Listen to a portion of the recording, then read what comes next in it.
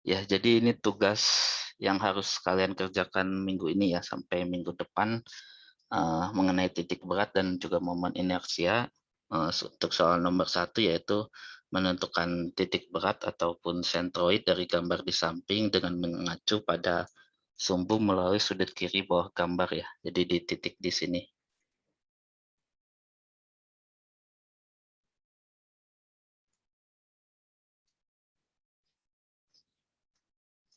Ya, jadi titik yang ada di sini.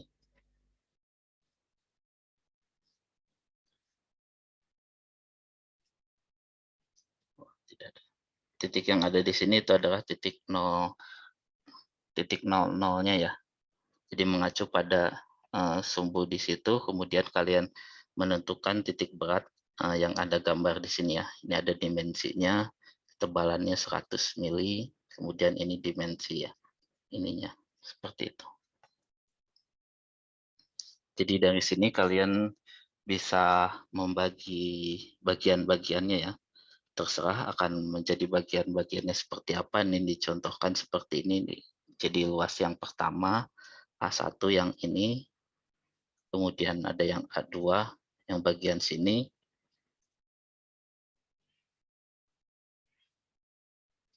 ya A2, kemudian juga ada A3 yang bagian sini.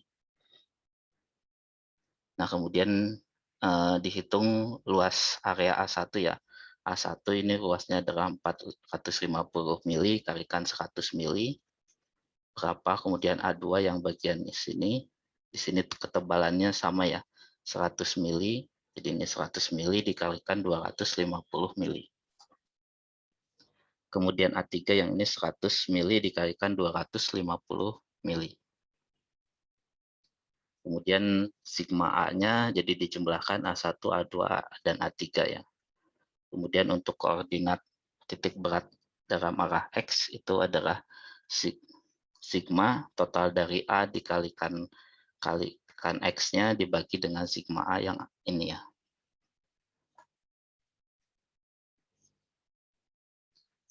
Jadi kemudian ya kalian bisa tuliskan dulu terlebih dahulu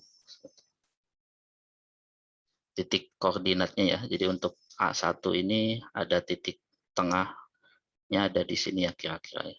Nah, itu kalian juga bisa tuliskan bahwa itu adalah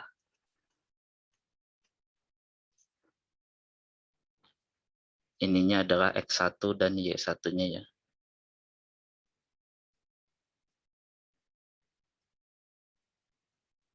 Kemudian di sini kira-kira ya, itu adalah koordinatnya X2 dan juga Y2 misalkan.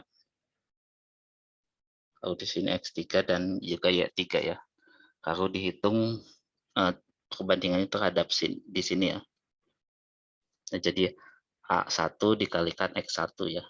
X1 itu adalah jarak dari sini ke sini, itu setengahnya dari 450 ya. Jadi 225 dikalikan panjang A1, kemudian ditambah A2 dikalikan X2 di sini. Jarak dari sini ke sini itu 50 mili. Kalau dikalikan X3, yaitu yang ini. 125 ya, 250 dibagi 2. Sama juga di sini Y1, Y3 berapa? Nanti ditotalkan ya, A1 kalikan X1 ditambah A2 kali X2 ditambah A3 kalikan X3. Lalu dibagi jumlah A1 tambah jumlah A2 tambah juga jumlah A3. Luas A3 maksudnya. Kemudian koordinat Y-nya juga sama ya. Jadi A1 dikalikan Y1 di sini itu terhadap bagian bawah sini ya. Jadi ini jarak dari sini ke sini itu adalah 50.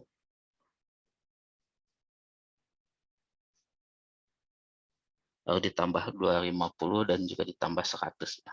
Kemudian yang lain juga sama, A2 kalikan Y2, kemudian A3 kalikan Y3 di sini ya koordinat ini.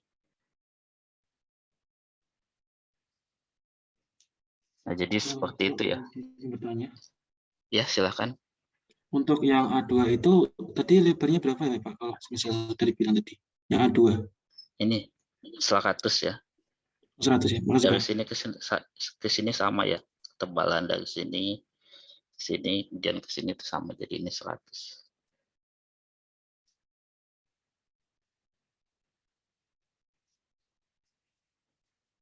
Ya, ada lagi yang ingin ditanyakan? Jadi mengikuti rumus yang sudah dijelaskan di video minggu lalu ya, ataupun di materi yang minggu lalu.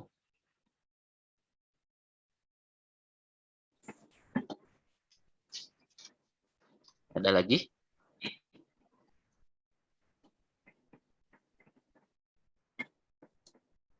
Ya, tidak?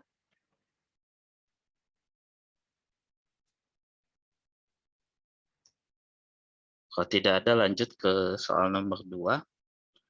Itu ada gambar ada bendungan ya, ABCD, kemudian masanya adalah 500 kg, kemudian ya artinya massa di situ juga pusatnya ada titik beratnya ya. Di situ ke sini W-nya itu berarti nanti M-nya ya. W-nya adalah beratnya adalah M dikalikan percepatan gravitasinya. Kemudian F di sini adalah 4,6 kN. Kemudian ini dimensinya ya, AB 2,4 sini, kemudian BC 0,9, ya ini bagian ini 0,9 ya. Dan juga AD itu 2,4 juga ya. Jadi jumlah dari sini ke sini itu bisa juga nanti dihitung berapa panjangnya ya.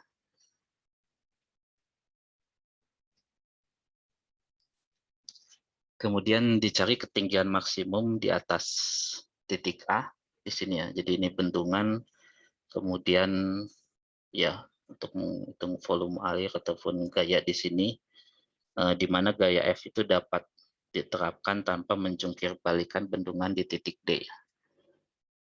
Nah, jadi ini bendungannya dalam keadaan stabil, tapi jika dia dalam keadaan tidak stabil, berarti dia akan terguling ke sana ya.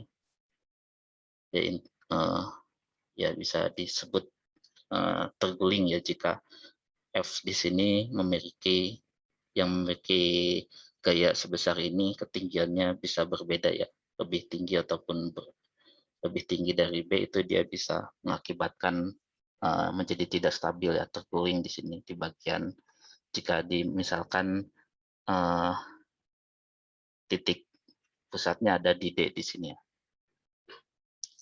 Kemudian W-nya itu bertindak pada sentroid ABCD atau pada titik berat dari bendungannya ya.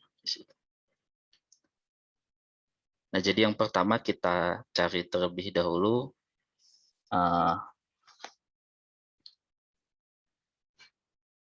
persamaannya ya. Jadi agar dia bisa menjungkir balik ya di bagian sini, berarti sigma momen di arah titik D-nya itu dia sama dengan 0 ya saat dia setimbang, kemudian nanti dicari B-nya itu.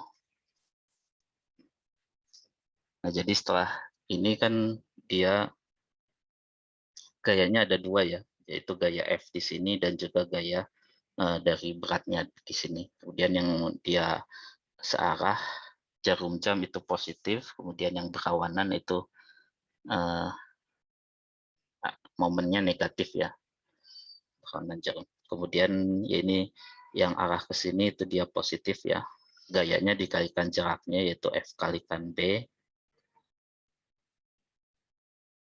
baru dikurangi dengan W-nya ya. W-nya dikalikan dengan A ya, jarak dari sini ke sini. Ke titik D ini ya. Ini B ke titik D, satu lagi ke titik A. Itu sama dengan 0. Yang dicari adalah jarak B-nya ini. Baru W-nya kita tahu ya, tinggal dicari jarak A di sini ya. Nah, untuk menghitung jarak A di sini, kita bisa menghitungnya dari titik beratnya ya. Jadi ini kan titik berat dalam arah dari titik D-nya ya. Jadi A-nya itu bisa kita cari seperti itu dari persamaan titik beratnya di arah X-nya. Nah, jadi yang pertama kita bagi terlebih dahulu seperti ini untuk bangun dari ABCD-nya ya. Misalkan ini A1, kemudian ini A2, titik berat di W dari titik D di sini ya yang dicari ya, dari titik A. Panjang A di sini kan yang ingin kita cari ya. Jadi kita cari dulu ruas A1 itu B kalikan C, BC dikalikan dengan AB ya. Ini BC-nya ada, AB-nya ada. Kemudian luas A2 yaitu ruas segitiganya ya. Ruas segitiga ini panjang AB-nya diketahui, panjang ini bisa diketahui dari 2,4 panjang AD dikurangi panjang BC di sini 0,9. Jadi ini berapa? Ruas segitiga itu setengah kalikan A kalikan ininya ya.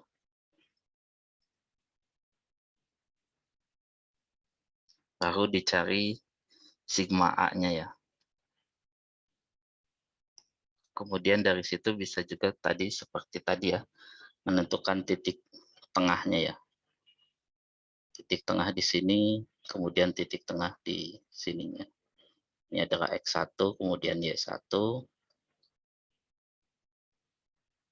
kemudian ini X2 dan juga Y2 ya.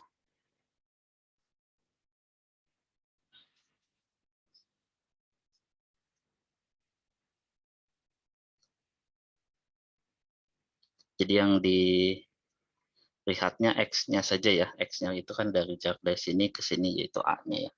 Kalau di sini itu jangan lupa yang ini X-nya buat yang ini, kemudian ditambah dengan yang di sini ya. Karena titiknya adalah dari titik D di situ. Kemudian untuk yang segitiga itu jangan lupa juga untuk mencarinya bagaimana ya, untuk menghitung titik dari segitiga ya, yaitu dari panjang B-nya itu dibagi 3 ya, jadi sepertiganya.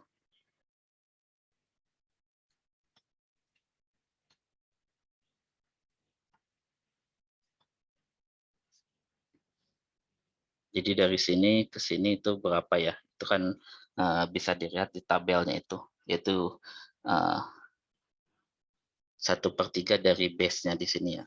Itu adalah X2-nya. Jadi X2 dikalikan A2 ditambah A1 dikalikan X1 di sini. Dibagi dengan A1 ditambah dengan A2 totalnya. Itu didapatkan nilai A-nya.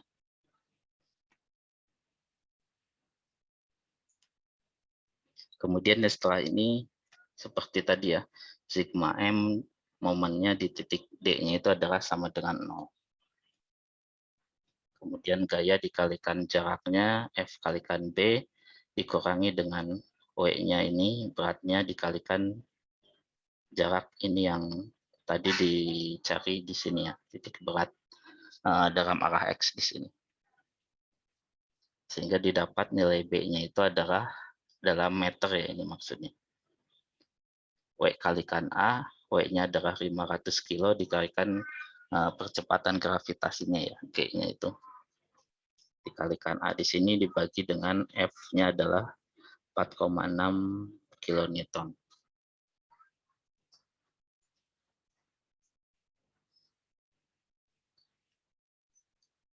Ya, jadi seperti itu yang soal nomor 2. Ada pertanyaan?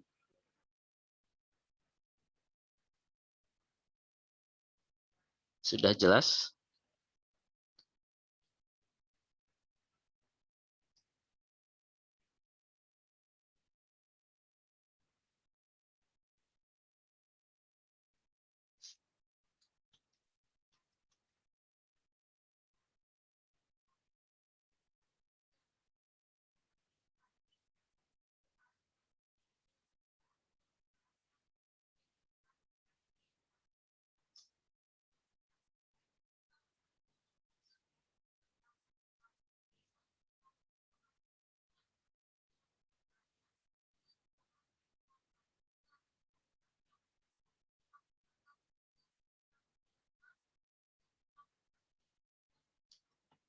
Sebentar ya, saya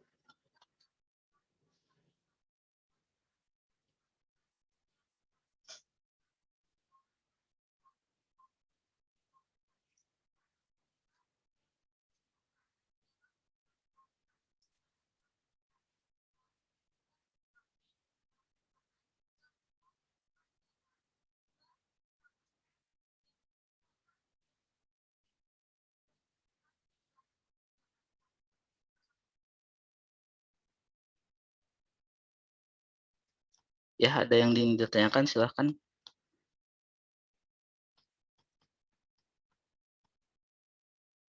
Pak, izin bertanya, Pak.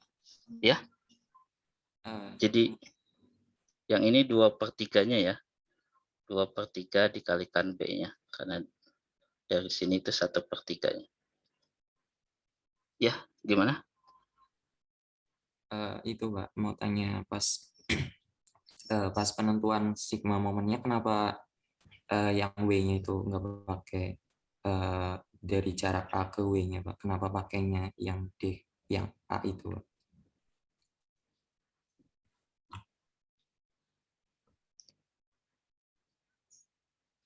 W-nya itu kan ada di sentroidnya ya. Jadi beratnya itu pasti ada di titik beratnya ada di tengah-tengah di situ. Yang kita cari di situ. Maksudnya tidak di sini atau di mana? Iya, Tidak iya ada. itu Pak. Panjang lengan si W-nya kenapa nggak pakai yang A sampai ke W? Kenapa pakainya yang D Oh, A itu? sampai ke sini. Iya, Pak. Ya, karena di sini apa gayanya di sini ya. Ada di sini, kemudian jika dia terjungkir balik kan berarti artinya bidang ABCD ini akan bergeraknya ke sana ya. Jadi yang kita misalkan saat dia setimbang itu titiknya di sini. Dia akan berguling ke sana ya, bagian ininya, ABCD-nya. Melalui titik pusat perputarannya ada di sini. Jadi jarak titik pusatnya berarti yang ada di sini. Yang ada di D di sini. Jadi jaraknya semuanya terhadap D di sini, baik itu gaya ini, jaraknya terhadap D di sini, maupun gaya ke bawah di sini ya. Akan berputarnya searah jarum jam itu jaraknya adalah A di sini. Oh, baik, Pak. Ya. Sudah menjawab, Pak. Makasih, Pak. Oke ya. Yang lain juga seperti itu ya.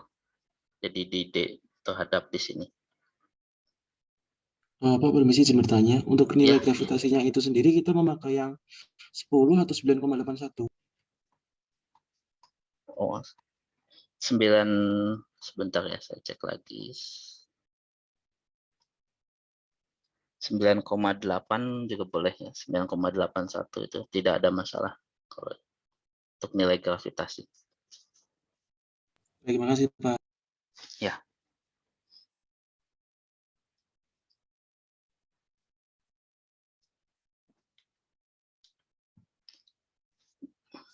Kita lanjutkan ya ke soal nomor 3. Di sini ya, ini ada soal yang nomor 3 ya. Menentukan momen inersia terhadap sumbu gravitasi horizontal dan vertikal ya dari persegi panjang berikut. Jadi IX yang sentroidnya ya. Jadi kalau seperti ini di sumbu garis horizontal itu berarti IX-nya, kemudian vertikal IY-nya terhadap sentroidnya ya. Nah, ini berdasarkan rumus yang ada, yang sudah diturunkan ya, integral itu, dan juga yang ada di tabel ya. Jadi untuk persegi panjang atau rektangular itu 1/12 dikalikan B-nya itu base-nya ya. Kemudian H-nya adalah height-nya, ketinggiannya. Jadi biasanya yang dituliskan di awal di sini B-nya, kemudian ini adalah H-nya. Jadi untuk yang 3A di horizontal centroidnya adalah 1/12 dikalikan 200 dikalikan 350 pangkat 3 ya. Itu dibagi 12 nanti. Kemudian ini juga sudah diturunkan ya, jadi jangan lupa untuk Y, C-nya itu terhadap yang sumbu vertikalnya ya, itu adalah dibalik ya. Jadi B-nya itu yang pangkat 3 di sini, base-nya itu. Jadi 200 pangkat 3 dikalikan H 350 dibagi dengan 12. Jadi tinggal dimasukkan saja di situnya ya. Jadi jangan lupa itu terhadap sentroidnya, kemudian yang B itu sama seperti ini, tinggal dimasukkan saja. Pasti nilainya berbeda ya, karena B dan height-nya itu, base dan height-nya itu berbeda. Kecuali yang nomor 3 ini nilainya itu pasti akan sama ya, baik itu sumbu gravitasi horizontal maupun yang vertikal ya.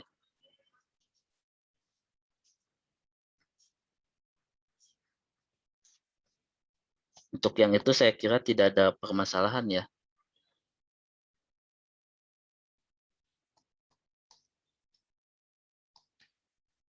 Tinggal dimasukkan saja berdasarkan rumus-rumusnya ya, seperti tadi.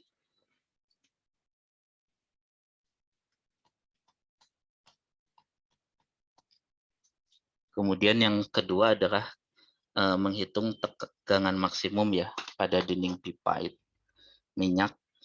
Jadi ini ada, misalkan ada gambar pipa minyak ya, seperti ini kira-kira. Berdiameter luarnya 20 in dan juga tebal dindingnya ya. Jadi ya mungkin gambar kira-kira seperti ini, kemudian gambar pipanya ya, berarti ada ketebalannya ya. Seperti ini. Jadi diameter luar itu ada di sininya. Kemudian ketebalannya adalah bagian sininya ya. Itu adalah ketebalan pipanya, tebalnya itu.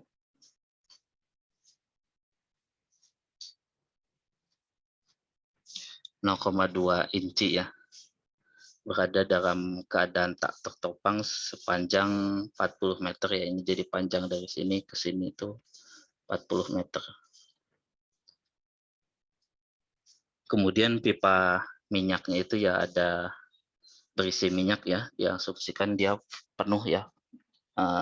Minyak yang berada di dalam pipanya itu densitasnya adalah 0,75 kg per liter ya, atau per desimeter pangkat 3.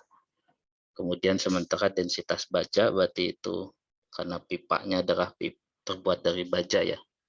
Di pipa ini materialnya adalah baja yang berisi, diasumsikan penuh ya. Penuh di sini adalah minyaknya itu. Kemudian momen lentur untuk beban merata dinyatakan dengan ini ya. Jadi ini persamaannya untuk keadaan seperti ini ya. Jadi ada, misalkan ada nanti akan ada tegangan di sini ya. Baik itu dari beratnya ya, kan karena ada tegangan di situ pasti akan dia pipanya itu akan melentur ya.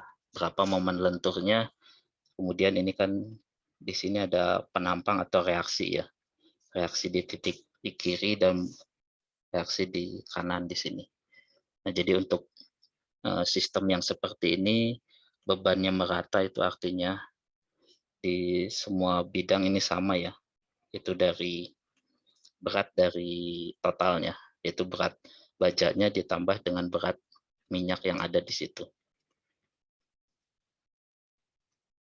Nah itu untuk sekarang langsung diberikan rumusnya ya, yaitu yang ini. Tapi nanti ada penurunannya dari mana menghitungnya ya, untuk menghitung momen lenturnya. Jadi itu beratnya dikalikan panjangnya dibagi 8. Jadi ini diketahui di soal ya untuk tugas ini, tapi nanti akan diturunkan bagaimana mendapatkan nilai momen lentur ini ya. Itu di bagian nanti di diagram momen lentur. Kemudian yang ditanyakan adalah tegangan maksimumnya ya, yaitu yang ini. Jadi nanti sigma sama dengan momennya dibagi dengan momen lenturnya dikalikan momen inersianya dikalikan Y-nya ya, Y maksimumnya. M-nya itu dapat dari sini, itu beratnya adalah berat totalnya ya, itu berat bajanya ditambah dengan berat minyaknya.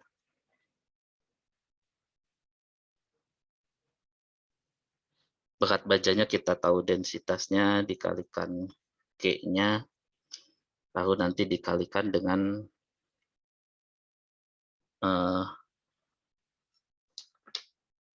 volumenya ya.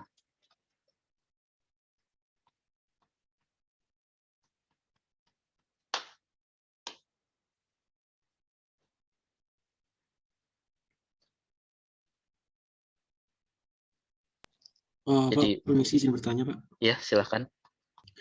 Untuk apa namanya yang momen inersia itu bukannya hanya untuk apa namanya yang bajanya saja ya, Pak. Tapi kalau untuk minyaknya itu apa tidak dimasukkan juga, Pak?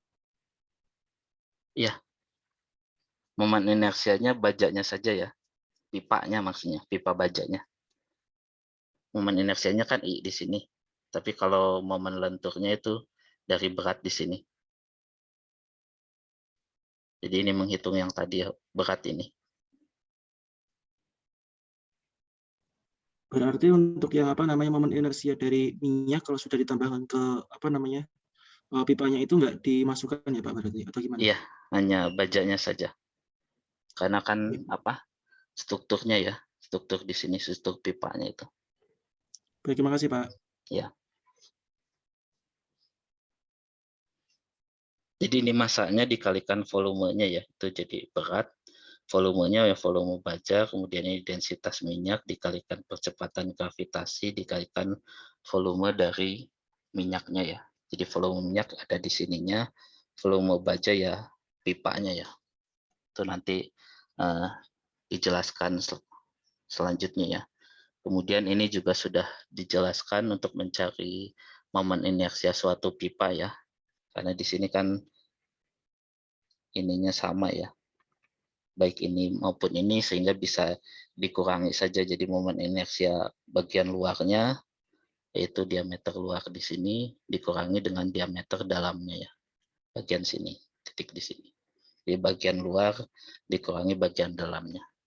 Untuk yang lingkaran kan 1/64 V dikalikan D pangkat 4 ya, karena dia bentuknya pipa berarti D luar dikurangi D pangkat 4 bagian dalamnya. Jadi diameter dalamnya itu harus dicari dulu ya. Diameter dalamnya adalah D luar dikurangi ketebalan ya. Ini ketebalannya ada 2 ya. Di bagian sini dikalikan di sini. 2 kalikan tebal pipanya. Ya, jangan lupa ya untuk mencari ini dari sini diameter luar, untuk mencari diameter dalam itu yang bagian sininya ya.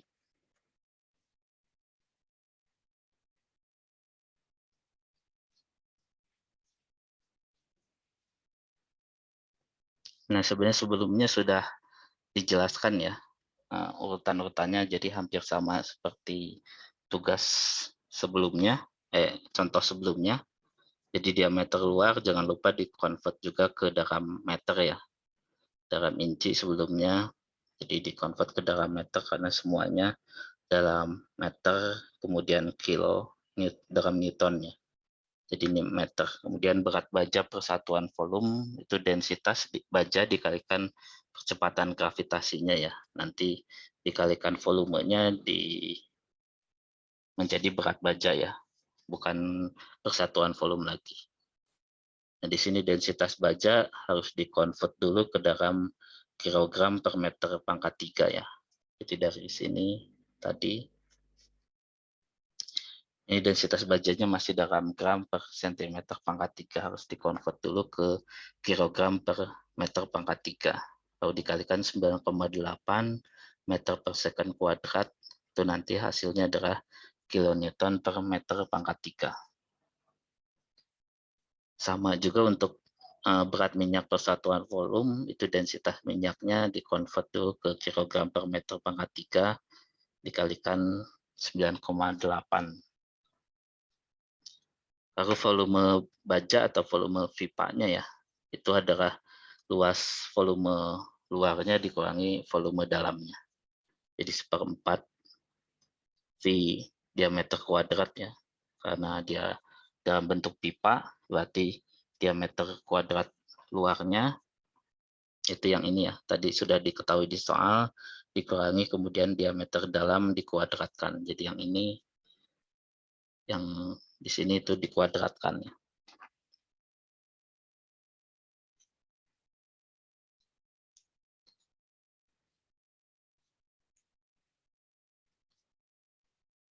Ya, yang ini kuadratkan. Kemudian volume minyaknya karena ada di bagian dalamnya ya, sehingga itu adalah diameternya adalah diameter dalam dikalikan dengan L-nya ya. Yang tadi juga dikalikan L-nya adalah panjang dari pipanya itu ya, 40 meter. Lalu berat bajanya itu adalah berat persatuan volumenya dikalikan dengan volume baja, nanti ditambah dengan berat minyaknya, sama juga berat minyak persatuan volume dikalikan dengan volumenya ini. Sehingga ini adalah berat totalnya adalah W tadi ya. Setelah didapat berat totalnya itu menghitung momen lenturnya ya. Momen lentur maksimumnya itu yang ada di tengah-tengah bentangannya. Jadi bagian sini ya, di tengah-tengahnya merata sebenarnya itu. Bebannya itu terbagi merata juga, yaitu beratnya dikalikan dengan L dibagi 8. Itu nanti dijelaskan dari mana mendapatkannya untuk kondisi seperti ini ya. Ada reaksi di sini, ada reaksi di sini.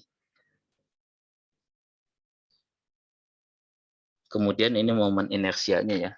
Momen inersia yang dihitung ya adalah diameter yang horizontalnya ya. Jadi untuk penampang lingkaran ya sebenarnya sama juga, horizontal vertikal itu ya, ini rumusnya ya untuk penampang berbentuk pipa ya. Jadi diameter luarnya dikurangi diameter dalamnya.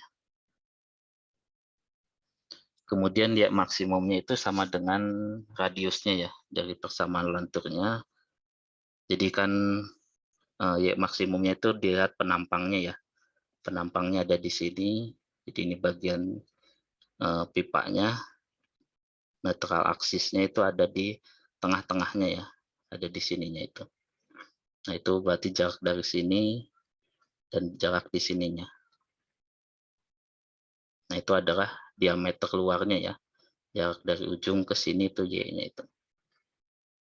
Jadi diameter luarnya dibagi 2, setengahnya ya.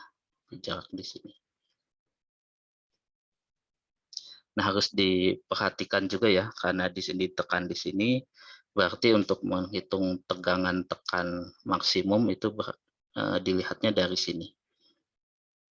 Karena bagian atasnya itu kan saat dia ada tegangan di sini, dia lenturnya seperti ini ya kira-kira ya. Nah, jadi bagian sini itu mengalami tegangan tekan, yang bagian bawah itu mengalami tegangan tarik ya. Di mana yang bagian netralnya itu ada di tengah-tengahnya di sini. Sepanjang garis di sini ya. Jadi bagian sini tegangan tekan maksimum, yang bagian sini mengalami tegangan tarik maksimum ya. Jadi, nah karena dia bentuk penampangnya ada ringkaran, berarti nilainya sama ya, Y-nya di sini. Nah, tapi untuk misalkan bentuk penampangnya berbeda ya, itu juga harus dicari ya. Misalkan bentuk penampangnya itu seperti ini ya, I seperti ini. Kalau I seperti ini kan sama ya, penampangnya di sini. Jarak dari sini dan juga jarak di sini Y-nya itu sama. Tapi untuk penampang yang lain, kalau contoh yang minggu lalu kan yang berbentuk T di sini ya. T di sini kan berbeda ya, titiknya tidak di tengahnya.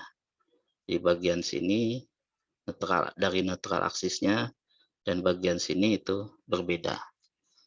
Jadi yang dimaksud tegangan tarik maksimum itu ada di sini ya. Tegangan tarik berarti dilihatnya dari jarak dari netral aksisnya ke bagian tepi atasnya, baru yang di bagian bawahnya itu adalah ini tegangan tekannya, maaf ya, karena mengalami tekanan di sini seperti ini, yang ini adalah tegangan tarik maksimum. Ya, jadi ada tegangan tekan di tepi atasnya dan juga ada tegangan tarik di tepi bawahnya ya, dari penampang di tengah-tengah bentangnya. Nah, karena untuk penampang lingkaran ini nilainya sama ya, jadi ini tegangan tekan maksimum dan tegangan tarik maksimum itu sama. Tapi jika ditanyakannya tegangan tekan, misalkan untuk penampang berbentuk T ini ya, tegangan tekan itu dilihatnya dari sini sampai ke tepi atas. Kalau yang tegangan tarik itu dari sini sampai ke tepi bawah di sini. Jadi itu yang harus diperhatikan ya. Nah, ini persamaannya seperti ini ya. M-nya itu adalah momen lentur yang ada di sini dibagi dengan momen inersianya yang ini dikalikan dengan Y-nya itu. Y maksimum yang ada di sini.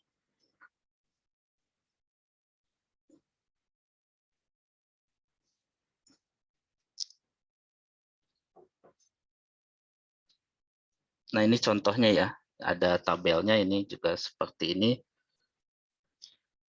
Ya, jadi ini kondisi seperti ini ya. Ada tegangan di sini, kemudian ada reaksi di kiri, dan di kanannya itu kondisinya sama seperti ini ya, yang ini.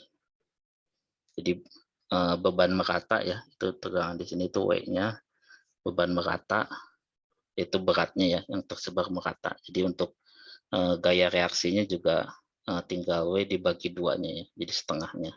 Baik yang di kiri maupun di kanan itu ini, dan untuk momennya itu W dikalikan L dibagi 8. Ini nanti penjelasan atau penurunannya seperti apa ya. Untuk tugas kali ini kita langsung saja menghitung berdasarkan rumus di sini.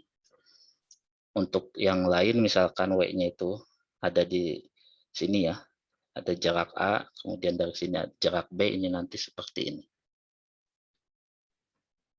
Untuk contoh-contoh contoh kasus yang lainnya. Dan ini penampangnya fix di sini ya, dijepit di situ, berarti momen lenturnya juga berbeda nilainya.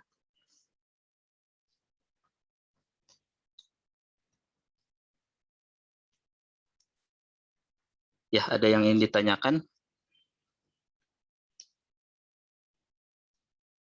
Sudah jelas?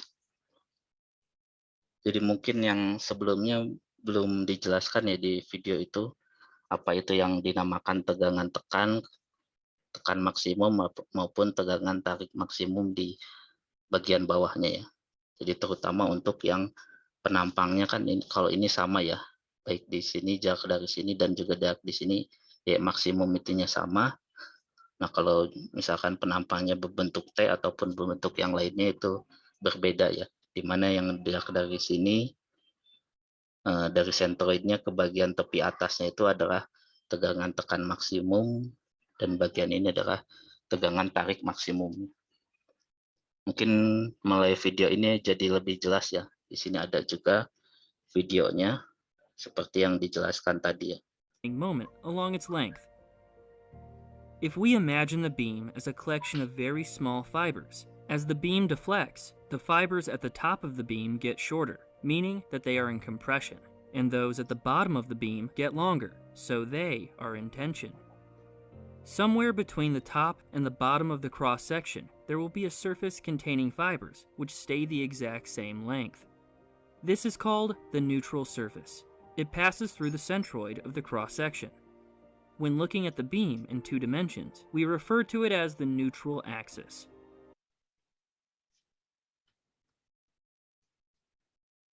The I-beam is a commonly used cross-section because it has a large area moment of inertia. which results in lower stresses. Here's how the bending stresses are distributed over an I-beam cross-section. They are zero at the neutral axis and reach a maximum at the outside surfaces of the flanges. For a T-section, the neutral axis is shifted upwards, and so the bending stress distribution looks like this. Ya, jadi seperti ini ya. Jika tadi I-beam itu dia sama ya, baik itu tekan maksimum maupun tegangan tarik maksimumnya. Tapi untuk bentuknya yang berbeda, neutral aksisnya dilihat dari sentroid secara keseluruhannya ya. Jadi bagian sini itu ya untuk tegangan tekan maksimum, jadi jaraknya dari sini ke tepi atasnya. Dan ini untuk tegangan tarik atau tensionnya yang maksimumnya ya, yang lebih besar. Sini neutral aksisnya berarti dia nilainya 0 ya. Kemudian di bagian tepinya itu adalah yang maksimumnya. Jadi yang tadi sigma tegangan maksimum, tekan maksimum itu di sini. Kemudian jika tegangan tarik maksimum ya jaraknya dari sini Y-nya ya. Dari sini. Seperti itu. I-beam is a Ada pertanyaan sampai sini untuk yang nomor 4?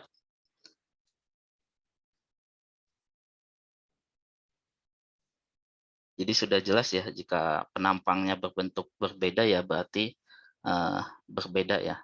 Terutama jika penampangnya berbentuk T ataupun yang lainnya.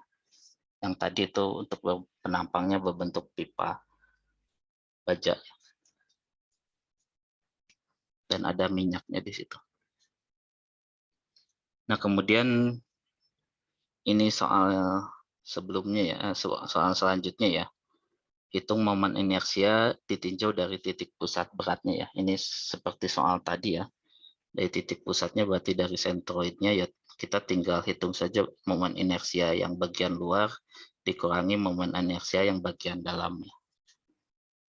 Diameternya. Jadi yang berbeda diameternya sehingga yang dikurangi adalah diameter pangkat 4 luar dikurangi diameter pangkat 4 di dalamnya. Ini sudah ada 64, kemudian diameter dalamnya adalah 48.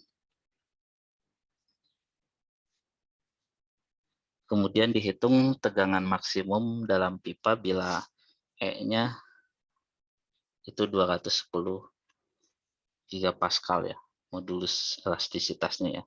Kemudian dikalikan Y-nya dibagi dengan jari-jari dari silindernya ya. Jadi pipa ini dilengkungkan pada sebuah silinder ini ya, ditekan di sini berapa tekanannya ya. Itu yang dihitung tegangan maksimum di dalam pipanya itu. Itu tergantung dari nilai R di sini ya, silindernya ya. Di 20, kemudian Y-nya adalah jarak dari sini ke bagian ini ya, atau tegangan tekan ya, berarti yang ada di sini. Jadi baik itu tegangan dari sini ke sana adalah mengalir tegangan tekan, dan sini adalah tegangan tarik maksimumnya, jarak dari situ.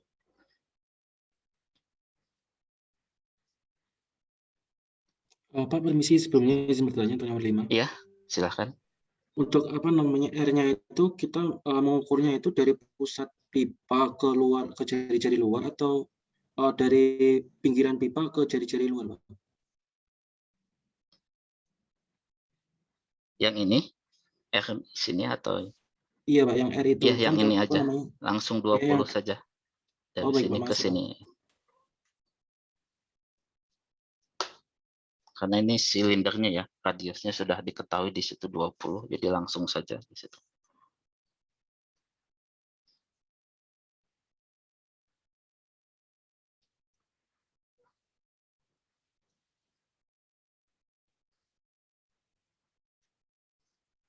Kemudian ini tugas nomor 6 ya, yang terakhir kalau tidak salah. Jadi ini juga sudah tugasnya seperti contoh yang sudah dijelaskan sebelumnya ya.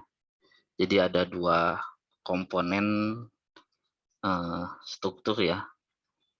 Beam untuk struktur berbentuk H-beam di sini, kemudian ada juga yang bentuknya sedikit berbeda ya, seperti ini. Jadi ada yang gambar 1 dan juga gambar 2. di sini. Kemudian bila kedua beam itu diberikan beban yang sama ya, yaitu sebesar F, di sini ya tegangan bending maksimum ya. Bending maksimum 75 megapascal ya. Jadi bagian di sini, di atasnya ya. Tepat di tengahnya, berarti ini adalah tegangan tekannya ya. Tegangan tekan maksimumnya ini. Dari sini. Berarti yang akan berpengaruh itu dari neutral aksisnya ya. Jadi dari neutral aksisnya nanti dicari NA-nya itu ke arah tepi bagian atasnya ya. Itu ini Y maksimumnya adalah di sini ya. Yang ini juga sama. Kalau yang ini neutral aksisnya kan karena bentuknya penampangnya sama ya. Bentuknya itu simetri ya dari bagian ini dan bagian atasnya, berarti yang ini dan bagian ini sama. Tapi karena ini bentuknya berbeda ya, bagian atas lebih panjang, bagian bawah lebih pendek, ya nanti nilainya akan berbeda ya antara di sini dan juga di bawahnya. Di sini yang digunakan untuk menghitung momen lenturnya ya, karena kan tegangannya sama, jadi yang dilihat perbandingan momen lenturnya ya, akibat dari tegangan tekan di sini. Jadi karena ini tegangan tekan maksimum, jadi nanti yang digunakan untuk menghitung momennya itu adalah Y maksimumnya adalah yang bagian sini ya, dari neutral aksisnya ke tepi bagian atas di sini. Seperti yang sudah dijelaskan di video tadi ya. Jadi ini yang harus diperhatikan ya untuk bentuk beam yang berbeda, Y maksimumnya itu.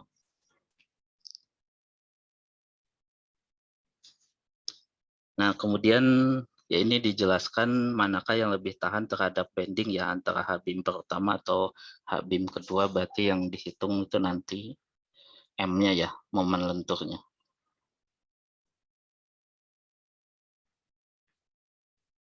Kemudian ya sama seperti ya hampir sama ya. Di sini dimensinya 245, ini 45 ya bagian sini, ketebalan di sini itu adalah 35 ya. Berbeda ya, ini yang bagian ini lebih kecil ya 35, kemudian yang ini 45, 155, di sini 230 ya, sudah sesuai sekian. Nah, untuk yang bagian sini itu sama ya dimensinya. Seperti ini. Nah, jadi satu hal kalau untuk yang bentuknya simetri seperti ini ya, simetri baik bagian atas dengan bawah, kemudian kiri kanannya ya, kita bisa menghitung momen inersianya I dari ABCD ini ya. ABCD ini, karena kan ABCD bidang ABCD ini neutral aksisnya sama ya di sini. Ada di tengah dan ada di sini. Kemudian bagian dikurangi dengan 2 kali dari I PQRS ya. Bagian sini juga sama jaraknya ya.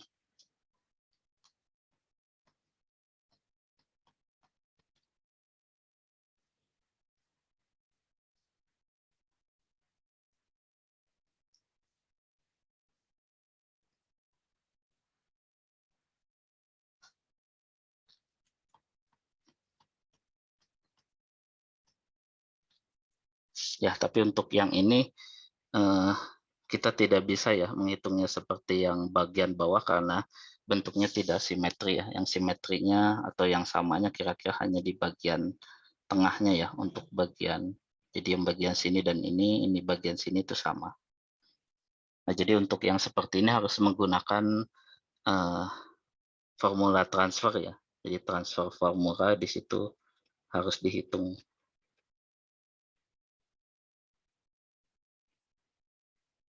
Seperti yang sudah dijelaskan sebelumnya ya. Jadi dari I di sini di tiap penampangnya itu harus dibandingkan atau dikalikan dengan D di neutral aksisnya ya di sini. netral aksisnya. Jadi D-nya berapa, kemudian untuk di sini juga kira-kira berapa ya netral aksisnya, dan di bagian sini jarak terhadap netral aksisnya. Jadi ditransfer ya. Kalau rumus ini kan itu berdasarkan dari sentroidnya ya. Sentroidnya ada di sini, ada di untuk ketiga penampang ini ya, ada di sini. Nah, tapi karena kita melihat transfer formulanya ya, untuk bagian sini itu ada di sini, berarti bagian sini harus ditransfer dulu ke bagian keseluruhannya ya di situ. Jadi nanti ada rumusnya, ada yang sudah dijelaskan ya, ada di selanjutnya ya, sebentar. Ya ini ya. Jadi ditransfer ke D di sini. Jadi untuk luas penampang 1 itu kan titiknya ada di sini ya. Kemudian terhadap nanti netral aksisnya ada di mana? Di sini misalkan. Untuk keseluruhan benda di sini ya, A1, A2 dan A3 itu ada di sini. Jadi harus dilihat transfernya dari sini ke bagian sini. Dia harus ada D di sini, ada nilai D di situ ya.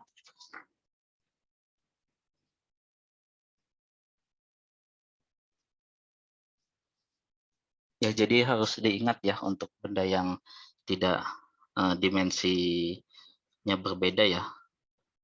Netral aksis untuk keseluruhan penampangnya di mana, baru nanti untuk tiap bagian momen inersia bagian di sini ya. A1, A2 dan A3 di situ dilakukan transfer formulanya. Baru nanti ditotalkan. Nah, jadi ini bisa dibagi seperti ini ya. Untuk menentukan lokasi titik beratnya, misalkan ini dibagi A1-nya adalah bagian sini, A2 di sini, A3-nya yang bagian sini ya. Jadi pertama kita hitung luas dari A1-nya yaitu 45 kalikan 245, kemudian A2-nya 230 kalikan 35 ya, bagian sini. Kemudian A3-nya 45 dikalikan 155, kemudian dicari sigma A-nya. Kemudian untuk X-nya itu 245 dibagi 2 ya, karena X-nya itu di bagian sini ya. Itu sama ya untuk baik itu A1, A2, dan A3 ya, titik-titiknya ada di situ. Dari ujung kirinya. Kemudian untuk mencari Y-nya, itu yang berbeda-beda ya. Y1 ada di sini, Y2 ada di sini,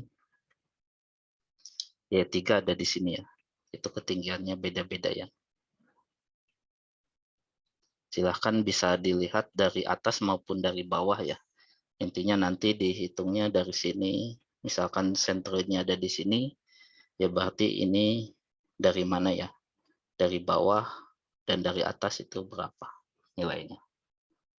Nah, karena kita menghitungnya tegangan tekan maksimum ya yang ada di sini, berarti yang dihitungnya Y maksimumnya adalah yang di sini yang dibandingkan ya. Jadi dari sini dari atasnya ya. Jarak dari atas sini ke netral aksis atau ke sentroidnya ini. Jadi ini yang akan dihitung untuk nanti menghitung momen lenturnya ya. Momen lentur di sini. Untuk tegangan maksimum 75 megapascal. Jadi ini tegangan tekan maksimum ya maksudnya. Kan ada di atas.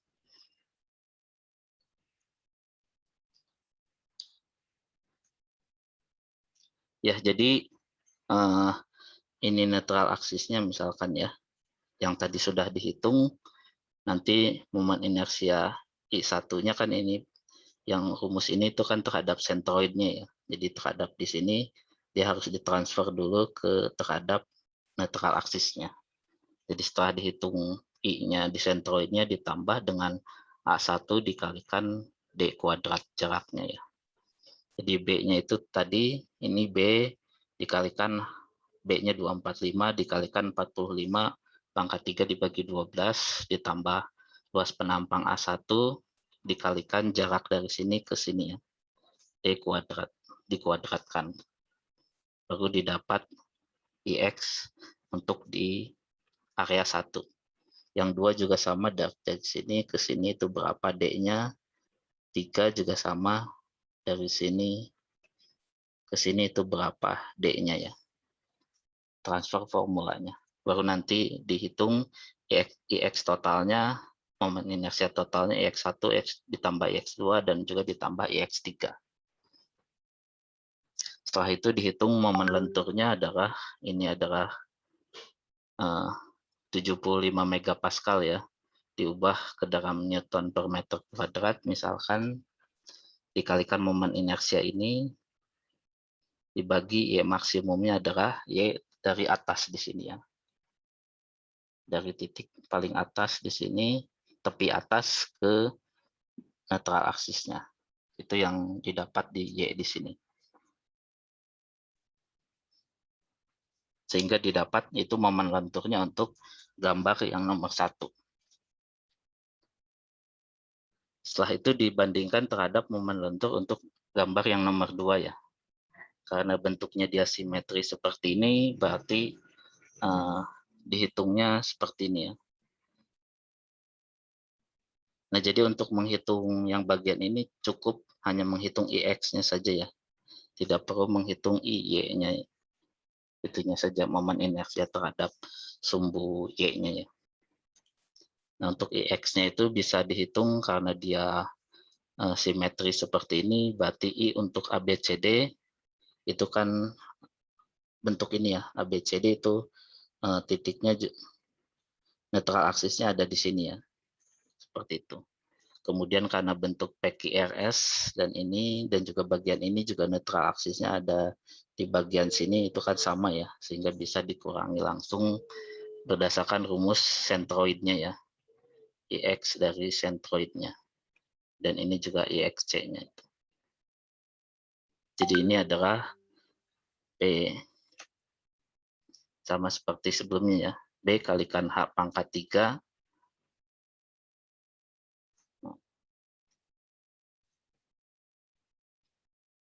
B kalikan H pangkat 3 dibagi 12 untuk ABCD ya. Jadi ini B-nya, H-nya adalah 250. Kemudian ini adalah BH pangkat 3 dibagi 12. B-nya adalah ini, 68,5 dikalikan H-nya adalah 224 pangkat 3 ya. Kemudian ya maksimum adalah 125 yaitu 250, ini dibagi 2 ya. Tapi yang harus dilihat adalah dari bagian sini ke bagian tepi atasnya ya. Sebenarnya ini tepi atasnya ya. Karena ini sama juga tepi bawahnya, tapi yang dilihat ke tepi atasnya sama dengan yang gambar 1. Jadi ini juga sama, adalah 70 ya.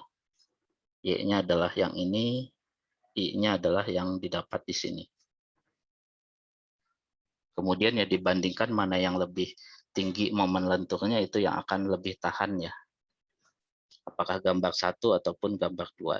Itu kan pertanyaan selanjutnya ya.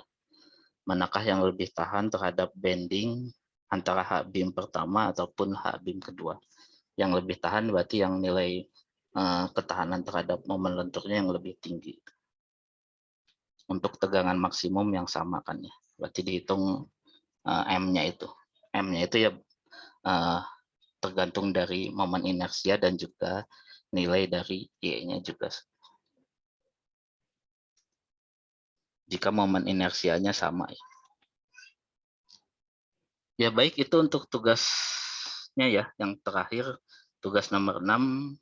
Ada pertanyaan sampai sini silahkan. Sekali lagi dikerjakan di kertas ya, kemudian dikonvert ke dalam file PDF. Waktunya adalah 1 minggu. Minggu depan, hari Senin minggu depan itu dikumpulkan maksimal sebelum jam 5 sore ya.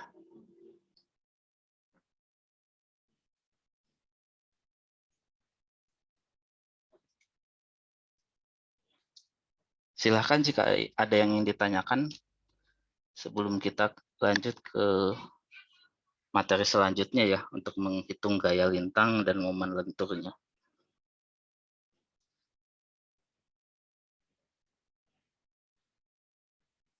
Halo? Masih terdengar ya? Sudah Masih, jelas? Pak. Masih, Ya. Pak.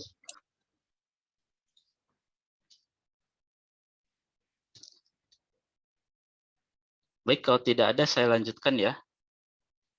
Jadi ini bagaimana menentukan gaya lintang ya, atau gaya reaksi dari suatu penampang. Jadi ini untuk menentukan persamaan ini ya harus dipelajari juga atau diingat lagi untuk materi yang sebelum UTS ya.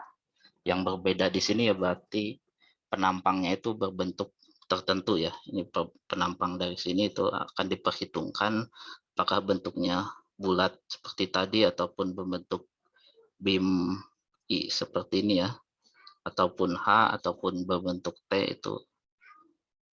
itu yang berbeda ya pengaruhnya nanti terhadap momen inersianya terutama.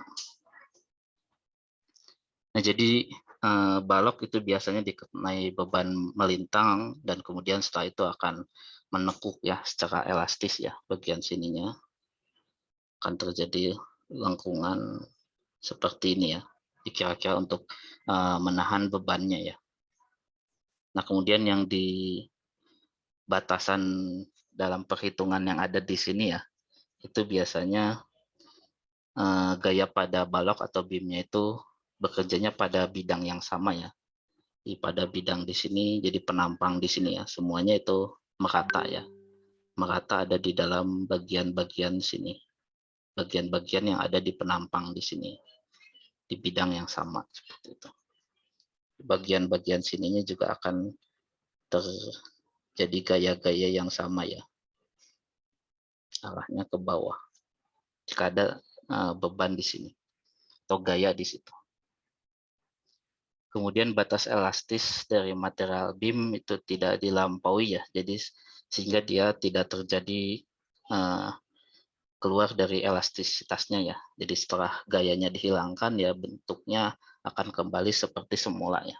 Itu artinya dia elastisnya itu tidak dilampaui. Kalau dilampaui kan berarti setelah gaya dihilangkan bentuknya akan berubah ya. Kemudian ya ini seragam dalam bentuk dan juga luas penampangnya. Jadi dari ujung sampai pun bagian sini luas penampangnya sama ya, baik itu bentuk maupun luas penampangnya itu di semua balok itu sepanjang baloknya itu sama. Kemudian beban kejut dan juga vibrasi itu diabaikan ya. Jadi jika ada beban yang hanya sebentar ya atau sekian detik ataupun getaran yang terjadi ya, misalkan ada struktur kemudian ada bagian yang terkena beban sebentar saja itu diabaikan ya. Jadi terutama ini untuk menghitung ketahanan dari sebuah jembatan ya. Jadi bebannya itu dikira-kira beban dari pejalan kaki ataupun kendaraan yang melintas itu berapa lah rata-ratanya ya. Dan di situ ya kira-kira tidak ada perubahan beban yang lebih tinggi dibandingkan yang diperkirakan itu ya. Misalkan hanya ada bebannya yang secara tiba-tiba ya ada yang jatuh mengenai ini ya, mengenai bebannya itu kan itu tidak diabaikan biasanya. Nah, jadi kalau sebelumnya hanya menghitung berdasarkan gaya-gayanya, diagram gayanya dan lainnya, tapi ini juga diperhatikan bentuk dari penampangnya ya.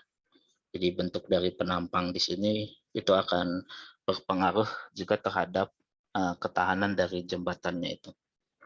Dan juga ya ini juga koneksi antara beam atau balok-baloknya itu juga dia akan berpengaruh juga terhadap ketahanan dari jembatannya itu. Jadi dengan adanya bentuk beam di sini, jadi kekuatan material juga selain dari kekuatan material dari materialnya ya, dari bajanya sendiri kan mempunyai komposisi tertentu, kemudian struktur mikro tertentu itu kan berbeda ketahanannya ya. Nah, tapi untuk bentuk-bentuknya itu ya seperti tadi ya, mana bentuk yang memiliki momen inersia maupun momen lentur yang lebih tinggi antara bentuk T ataupun yang lainnya, itu juga sangat efektif ya untuk beban atau untuk material baja konstruksi yang sama. Nah, bentuk-bentuk mana yang lebih tahan itu juga bisa diperhatikan ya untuk memperkuat dari ketahanan strukturnya itu. Dan juga koneksi-koneksi ini juga ada pengaruhnya.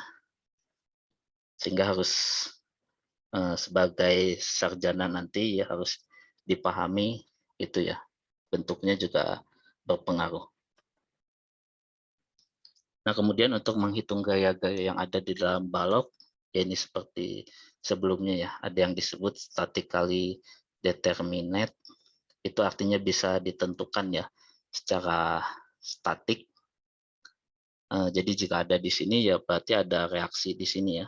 Ini kan P-nya biasanya diketahui ya gayanya berapa, dan untuk di sini pasti ada reaksi dari sini dan juga ada reaksi di sini ya, baik dari arah X maupun Y.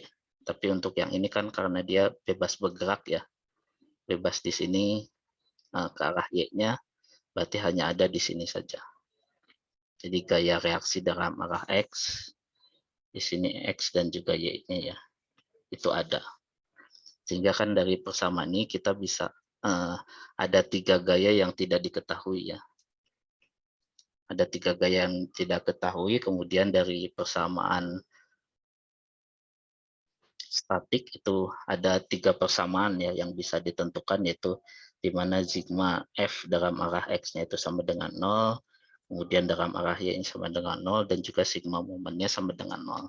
Jadi untuk menghitung 3 gaya ini dengan 3 persamaan ini, itu persamaan ini bisa ditentukan ya. Secara statik kali itu bisa ditentukan. Untuk yang lainnya, contohnya yang ini dia tidak bisa ditentukan ya secara statik. Jadi ada P di sini, sedangkan gaya reaksi yang tidak diketahui itu ada lebih dari 1 ya. Baik ini Fx maupun Fy, maupun ada momennya ya di situ. Jadi ini kan ada 4 ya.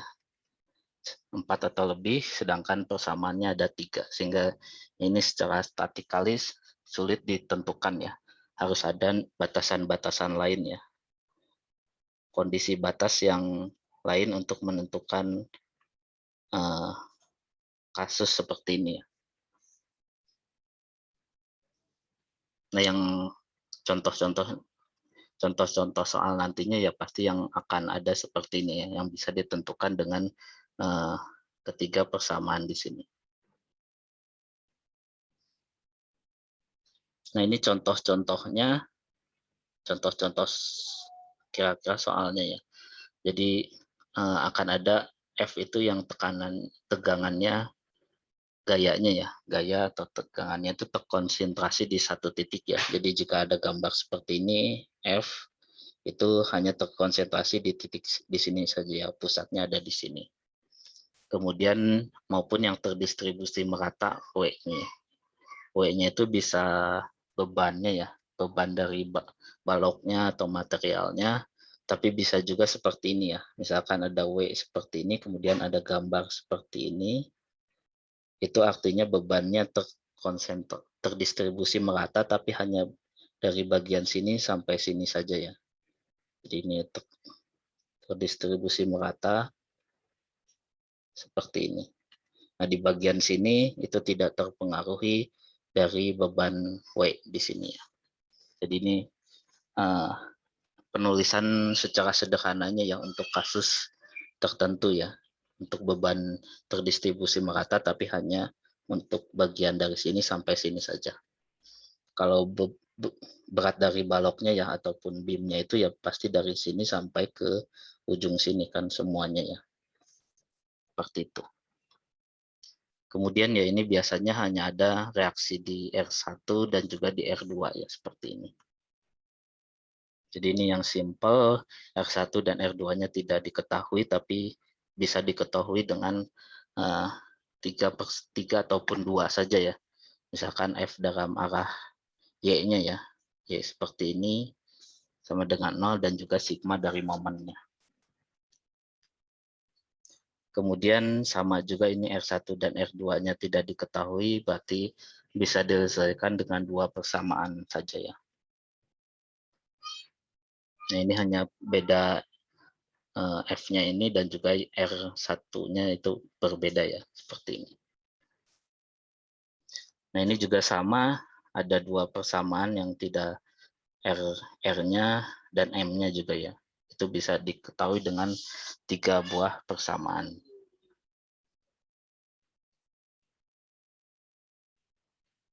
Kemudian ya ini gambarnya seperti tadi yang sudah dijelaskan ya. Jadi ini adalah sebelum gaya atau bebannya ada, dan ini setelah bebannya diterapkan ya. Seperti ini, dia akan melengkung atau melentur seperti ini. Di sini ada neutral aksisnya, kemudian ya bagian ini terjadi compression dan ini terjadi tension ya. Tekan, di sini tekan, dan di sini mengalami penarikan. Jadi bagian BD ini dia terjadi kompresi ataupun memendek, kemudian bagian AC-nya itu memanjang ya, sedikit memanjang atau terjadi stretch, tarikan. Kemudian internal stress maksimum, ya tegangan maksimumnya itu ada di penampangnya ya, bagian luarnya, bagian sini dan bagian sini, yang minimumnya ada di GH di sini ya, di netral aksisnya. Jadi di center di G maupun di H. Ini netral aksisnya ada di penampang. Ini penampang bagian sini ya, bentuk balok seperti ini netral aksisnya. Jadi yang di sini itu maksimumnya, dia akan berkurang semakin sini semakin nol ya. Dan ini semakin tinggi ya, seperti itu.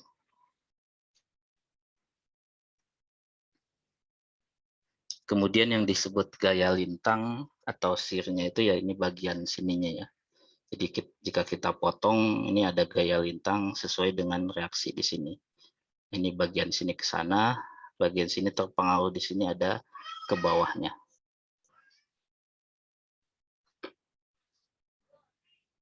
Gaya shear ataupun ya disebutnya gaya lintang ya. Jadi ada compression di sini, kemudian tension ke sana ya. Ini arahnya ya. Besarnya sama tapi arahnya yang berbeda. Kemudian gaya lintangnya adalah di sini ya. Seperti itu. Untuk penampang yang dipotong di bagian sini ya. Misalkan kita ingin melihatnya di titik ini, berarti bagian sini sampai sini dia akan terpengaruhi oleh yang mana.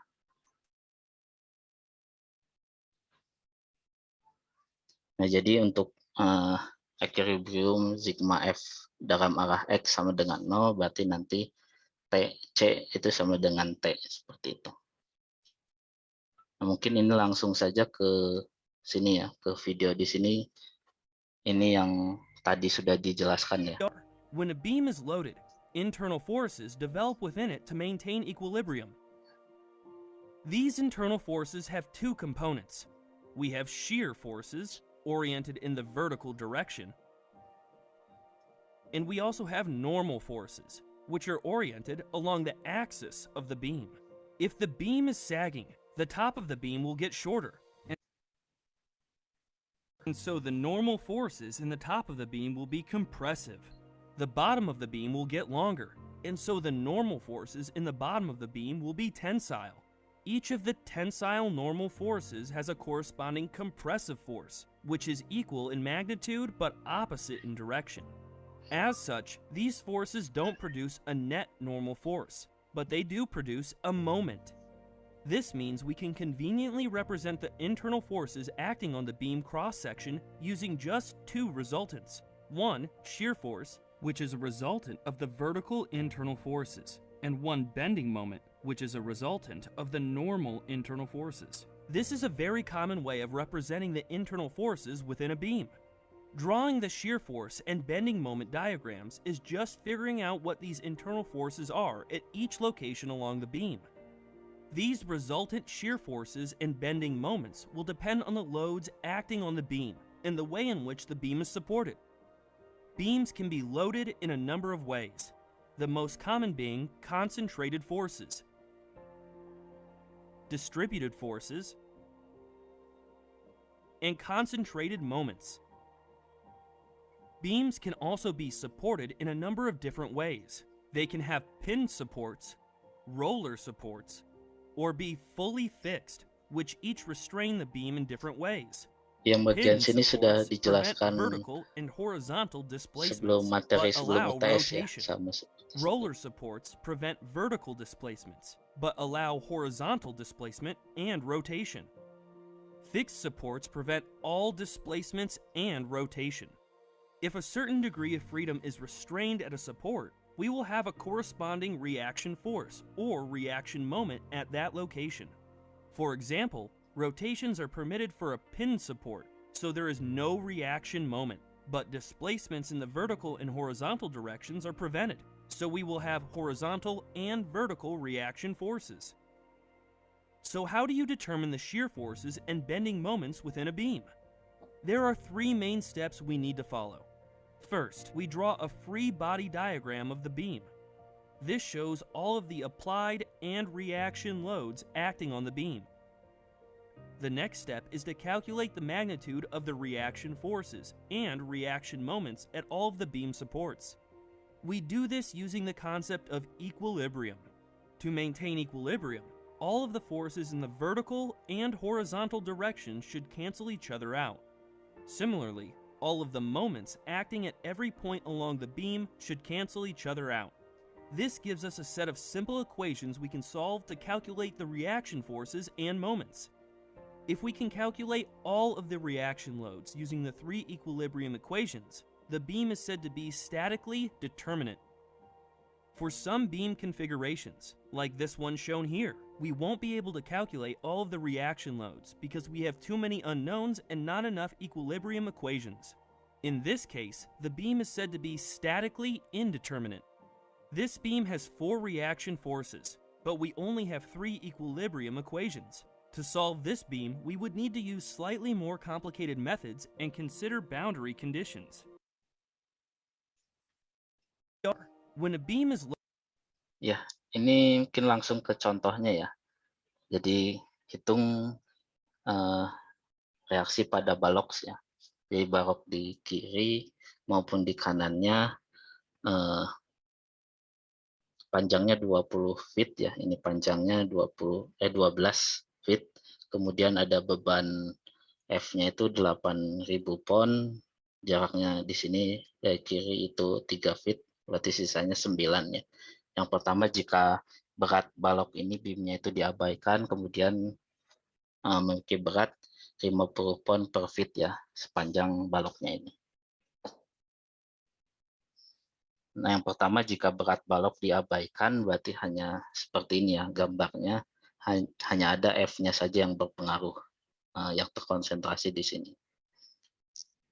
Yang pertama kita hitung di darah, jadi hanya ada 2 yang tidak diketahui ya, di sini dan di sini. Kemudian ya tinggal cukup 2 persamaan saja ya untuk menentukan RL dan juga di kiri dan di kanan. Sigma F Y sama dengan 0, itu berarti yang arahnya ke ya mau yang mana positif maupun negatif sama saja ya. Misalkan ini yang ke atas positif ya, biasanya ke atas itu positif, yang ke bawah itu negatif. Jadi yang di kiri ditambah dengan yang di kanan dikurangi yang F-nya itu 8.000 ya. Sehingga ini ditambah ini itu 8.000. Kemudian yang kedua biasanya lebih mudahnya menghitung sigma momennya ya. Misalkan di kanannya itu sama dengan 0 ataupun di kirinya sama dengan 0, itu sama saja ya. Jadi di R-nya sama dengan 0 berarti pusatnya atau titiknya di sini ya. Nah, itu sama seperti tadi, R di kiri itu dikalikan jaraknya, F nanti dikalikan jaraknya ya. Lalu jika arah di sini ke sini itu searah jarum jam itu positif, yang ini berlawanan jarum jam itu negatif ya, terhadap poros ini ya. Sehingga yang ini positif ke sana dikalikan jaraknya 12, kemudian yang ini 8.000 jaraknya adalah 9 feet ya. Sama dengan 0, sehingga nanti didapatkan R di kirinya adalah 6.000. Kemudian dari sini masuk ke sini ya, dicari R di kanannya adalah 2.000 ya sisanya. Ataupun bisa juga dengan refer rule ya, karena ini sederhana ya, jadi tinggal dicari di kanan di sini itu 3 dibagi 12 ya, 3 dibagi totalnya dikalikan F-nya. Jadi kebalikannya, refer rule-nya. Untuk mencari yang di kiri itu 9 di sininya dibagi dengan 12 dikalikan F-nya. Kebalikannya. Yang di sini ke sini, yang ini 3 dibagi 12. Ya, ini mungkin sederhana ya. Lalu jika baloknya memiliki berat 50 pound per feet, itu artinya terdistribusi meratanya ya. Sepanjang bagian sini itu ada W-nya, kemudian jadi ini dihitung beratnya ya. Ini distribusinya, berarti beratnya adalah W besarnya kira-kira ada di tengahnya ya. W di sini adalah W kecilnya dikalikan dengan L-nya ya. 50 dikalikan dengan 12 ya, jadi 600. Ini jaraknya ada di sini di tengahnya ya. Jadi di sini adalah 6 feet. Sama seperti tadi ya, yang ke atas itu positif, ini positif, ini positif, lalu ada 2 yang negatif ya, minus F dan juga minus W besar ini. W besarnya adalah ini 600. Sehingga total R kiri dan ditambah kanan itu 8.000 ditambah 600. Kemudian ya ini bisa dimisalkan di kanannya sama dengan 0 ya. Jadi ini dikalikan 12 itu positif ya, karena dia searah jarum jam. Yang ini negatif, 8.000 dikalikan 9, kemudian yang ini 6.000 dikalikan 6 ya. Itu negatif, 8.000 dikalikan 9, 600, maaf, 600 dikalikan 6. Didapat reaksi di kirinya ini setelah dihitung 6.300, sehingga reaksi di kanannya 8.600 dikurangi 6.300. Dapat ini. Nah, kemudian contoh yang kedua ini ada bebannya, beban terkonsentrasi di sini ya, di ujung di sini 4,5 kN, dan juga ada beban merata tapi hanya ada di bagian sininya saja ya. Bagian titik sini sampai titik sini sepanjang 4,5 meter ya. Sehingga harus dicari juga sama seperti tadi ya. Ini W-nya itu W kecilnya ya. Ya ini W kecilnya bisa saja. Berarti totalnya itu ada di sini kira-kira ya. W besarnya adalah 3.000 dikalikan 4,5 ya. Lalu jaraknya, ya jaraknya harus dilihat, misalkan R-nya di sini ya. Sigma R sama dengan 0, di kanannya itu sama dengan 0. Jadi reaksi di sini dan di sini jika berat baloknya diabaikan ya. Jadi balok ini tidak dilihat beratnya. Ada W di situ yang besar, nilainya adalah 3.000 dikalikan 4,5 yang ada di sini ya, jarak beban yang meratanya itu. Jadi 13,5 kN. Kemudian ini sigma FY-nya ya, seperti ini. Jadi yang ke atas itu kiri dan kanan dikurangi yang ke bawah ya, F, dan juga dikurangi dengan W-nya. Ini minus 4,5 dan juga 13,5, sehingga reaksi di kiri dan di kanannya dijumlahkannya ada 18. Kemudian sigma R-nya sebenarnya 0, berarti untuk ini dikalikan 4 ya. Di sini sudah ada, kemudian arahnya itu positif, kemudian ini minus 4,5, ini ya, ini 4, kemudian ditambah dengan ini ya, ini 4,5 arahnya adalah 4 ditambah 1,5 jadi 5,5. Ini jaraknya ya. 4 ditambah 1,5. Kemudian ini 13,5 yang tadi, ini jarak dari sini ke sini adalah 1,75 ya. Jadi jarak dari situ itu adalah di sini adalah 0,5 ya. Kemudian jarak, jadi ini 0,5, kemudian 4,5 itu kan 2,25 ya. Jadi 2,25 dikurangi dengan jarak dari sini ke sini kan 2,25 ya, setengah dari 4,5 ini. Jarak ini ke sini itu 0,5 ya. 4,5 dikurangi 4. Jadi jarak dari sini ke sini itu 2,25 dikurangi 2,05 sama dengan 1,75. Ya, jadi jangan lupa jaraknya ya, terutama untuk yang beban merata ini, titiknya ada di mana, ada di sini ya, yaitu ada di tengah-tengahnya itu. 4,5 dibagi 2, 2,25 jarak dari sini ke sini itu adalah dikurangi dengan ininya, 1,75. Sehingga didapat nilainya ini dan ini. Ya, jadi sebelum menghitung diagram gaya lintang maupun diagram momen ya, kalian harus menghitung dulu reaksi yang ada di kondisi ini ya, baik itu di kiri maupun di kanan. Mungkin untuk minggu ini sampai sini dulu ya. Ada yang ingin ditanyakan, silahkan.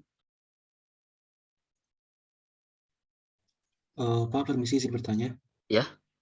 Kalau semisal bebannya itu terdistribusinya itu tidak merata, itu menghitungnya bagaimana? Maksudnya terkonsentrasi gitu atau Enggak, kalau semisal tidak semisal persebaran masanya itu tidak homogen gitu Pak. Jadi kayak di suatu titik itu beratnya berbeda gitu Pak. ya, Itu nanti menghitungnya ada gimana? sama juga. Nanti ada misalkan bentuknya seperti ini ya. Nanti mungkin ada contohnya ya.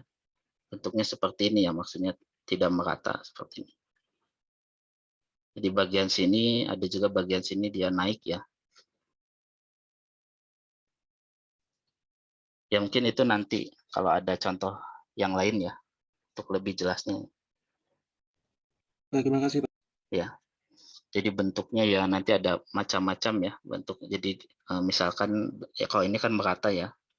Seperti ini. Nah, nanti itu akan seperti ini dan ini. Ya pasti nanti harus dilihat juga ya bagian titik tengahnya di mana ya, sama seperti ini. Tapi itu mungkin nanti sekalian untuk menghitung diagramnya. Jadi di bagian titik ini tidak ada, tapi di bagian sini jadi maksimum ya. Bebannya itu terdistribusinya membentuk seperti ini. Kemudian ada lagi yang ingin ditanyakan? Intinya yang merata ini sudah paham dulu ya, merata maupun yang ini F terkonsentrasi di satu titik itu, ataupun yang berat balok ya. Jika di sini ada berat baloknya tidak diabaikan, berarti nanti ada di sini berat dari baloknya ya di tengah-tengah dari 4,5 ditambah 1,5 itu ya, 4,6 ya. Jadi dari sini ke sini 3 feet ya. Yang di tengah-tengah baloknya itu ya. Itu ada berat baloknya itu. Balok. Itu yang harus ditambahkan ya. Jika berat baloknya itu tidak diabaikan ya, ada nilainya.